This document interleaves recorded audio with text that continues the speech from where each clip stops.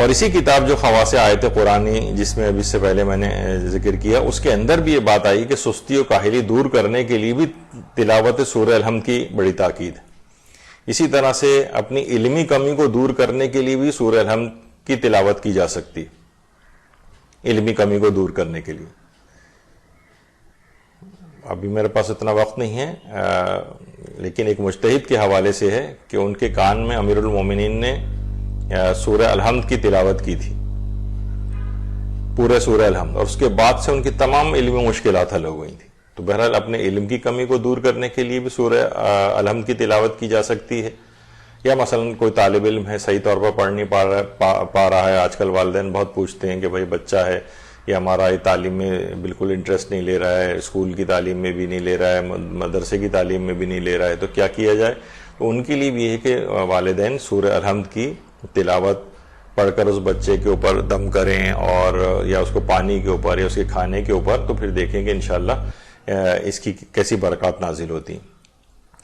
سورہ الحمد کو جبھی جسمانی اور روحانی بیماریوں سے شفا یابی کا سورہ بھی کہا جاتا ہے۔ اور جہل تو آپ کو معلوم ہی ہے کہ سب سے بڑی بیماری انسان کی جو ہے وہ جہل ہے۔ مشکلات علمی اگر ہوں ان کے لیے بھی سورہ الحمد جو ہے وہ پڑھی جا سکتی ہے، اور کیونکہ سب سے بڑی تو مصیبت واقعتاً جہل ہے، یعنی ہمارا جو قلب اور دل ہے، بلکہ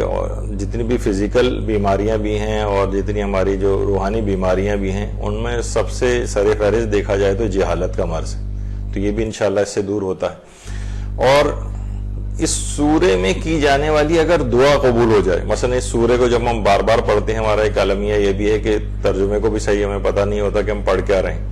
صراط الذین انعمت علیہم، پروردگار ہمیں ان لوگوں کی راہ کے اوپر چلانا جس پہ تو نے اپنی نعمتیں نازل کی، ان کی راہ پر چلانا۔ اگر یہ دعا قبول ہو جائے تو ان کی راہ کون سی ہے؟ انبیاء کی راہ ہے، ائمہ علیہم السلام کی راہ ہے، اولیاء کی ہے، عرفاء کی ہے، صالح لوگوں کی راہ ہے۔ یہ پروردگار عالم اس دعا کے نتیجے میں جو اس سورہ الحمد کی اس آیت کا ترجمہ ہی ہم دیکھیں، جو ہم دعا مانگتے ہیں کہ میں ان لوگوں کی راہ پہ چلا، اگر یہ ہماری دعا قبول ہو جائے، اور لازمی انشاءاللہ قبول ہوگی، لیکن ہم اس کو دعا کے طور پر سے مانگے بھی تو ہر قسم کی کمی دور ہو سکتی، ہر روحانی اور جسمانی کمی جو ہے اس کا ازالہ، اس خاص طور پر جو ہمارے جہل ہے، یعنی اگر واقعتاً یہ دعا اپنے تمام مظاہر اور برکات کے ساتھ قبول ہو جائے تو زندگی کے اندر کتنے بڑی انقلاب اور تبدیلی آ سکتی۔ لیکن ہم کیونکہ رٹے رٹائے طریقے سے پڑھتے ہیں بعض اوقات چیزیں، اور سمجھ کے نہیں پڑھ رہے ہوتے، تو اتنی زیادہ ہمیں اپنی اندر تبدیلی بھی محسوس نہیں ہوتی۔ اس کے متعلق کہا جاتا ہے کہ سورہ الحمد کی ہر آیت جنت میں داخلے کا سبب ہے۔ یہ وجہ ہے کہ آیت اللہ جوادی عاملی وہ فرماتے ہیں کہ سورہ کا ہر جملہ جنت میں داخلے کا سبب ہے۔ جنت کے 8 دروازے ہیں، یہ سورہ ہر دروازے سے داخلے کا استحقاق پیدا کر دیتا ہے، جس دروازے سے چاہیں یا جنت میں داخل ہو جائیں۔ رزق اور روزی کے حوالے سے جو مشکلات ہوتی ہیں، اس میں یہ سورہ بہت کارآمد ہے۔ حضرت امیر المومنین علیہ الصلوۃ والسلام نے اللہم صلی علی محمد وآل محمد نے